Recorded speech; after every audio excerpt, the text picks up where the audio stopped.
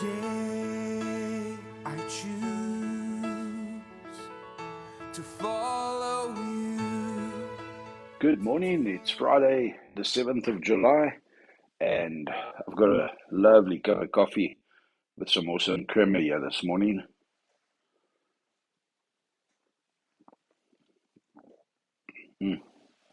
If you have your Bibles, Romans 8, verse 14, Romeine 8, verse 14. You know, so many people these days have spent so much money on various sporting items, and they've bought the golf clubs, they've bought the bicycle, they've bought the canoe, they've bought the running shoes, they've bought the jackets and the vests and the jerseys and the pants and the running and the socks and they even buy the magazines for that sport, because now suddenly they are runners or cyclists or canoeists or soccer players but you have to be actively participating. You have to be actually running. You have to actually be cycling. You have to actually be canoeing. You have to actually be kicking a soccer ball in an organized game in order to be a soccer player. You have to be kicking a rugby ball or passing a rugby ball, tackling, being tackled in order to be called a rugby player. Same with hockey, same with netball, same with you name the sport. You can call yourself that sports person. You can have the cupboard that reflects that. You can have the magazines that show that that's what you're interested in, what you're avid and what you're passionate about. But if you're not actually playing, doing the sport, Romans 14, chapter 8, verse 14 says, "For all who are being led by the Spirit of God are the sons and daughters of God."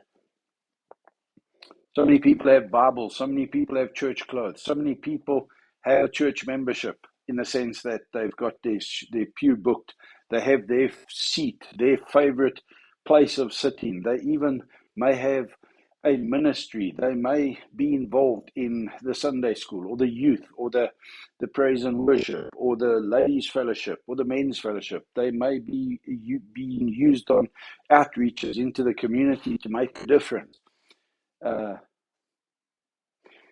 If you're not being led by the Spirit, you're not a child of God, because it's about Jesus Christ having died for you and for me.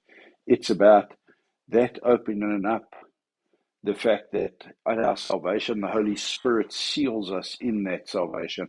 And then it's about us being led by the Spirit. It's not thinking that we now are still in charge, still in control, and we take the Spirit where we want to go. It's about being led in the smallest little detail of every moment of your life, being so tuned in to the will and the way of the Father as the Spirit leads us.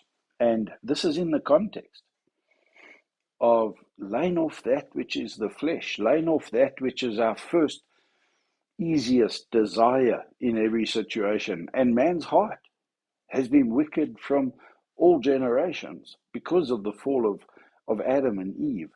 So we always look for the selfish route or the easiest route. And so often we give in to the promptings of thinking that we're doing good instead of being available to do the God thing in every situation. And come this Sunday, there's an opportunity to decide to go to church. But be led by the Spirit. Come expecting the Holy Spirit of God to work in that service. Come with an expectation. Come with a faith that is alive, a faith that is ignited, a faith that adds warmth, that adds light, that adds value, as you're led by the Spirit into that service. Don't just come to be led. Come to lead from your pew, from your seat. And as you come being led by the Spirit, you'll know that you are a child of God. It's not about the clothes. It's not about the books. It's not about where you hang out, who you hang out with. It's about, are you in the game? And the only way to get into the God game is to be led by the Spirit of the living God. I trust that you have a wonderful Friday and weekend, and that you get into a service and you add value, a faith value, and a spirit value to every service that you possibly can attend this weekend.